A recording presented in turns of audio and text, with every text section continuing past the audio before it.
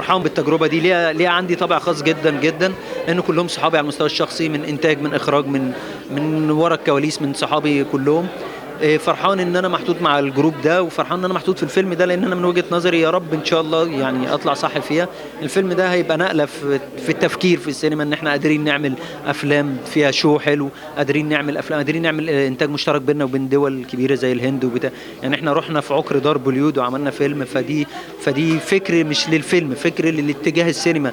ايه اللي ما يخليناش نسافر؟ وممكن الناس تتريق، ايه اللي ما يخلينيش اروح اعمل المره الجايه فيلم في امريكا؟ كان في صعوبات في الهند قبلكم؟ كان في صعوبات في الكواليس، كان في صعوبات مع شركه الانتاج. السفر الهند مش سهل خالص، شركه الانتاج قعدت شهور عشان تظبط، ان البلد الهند فيها روتين قوي، فيها عشان نجيب تصاريح تصوير والحاجات دي معاناه، عشان نروح الاوردرات كانت طرق زحمه قد مصر 70 مره، كنا بنروح في 4 5 ساعات، فكان موضوع. من اول يوم العيد بادئين سيزون 4 من المشروع، وسيزون 2 من مسرح مصر.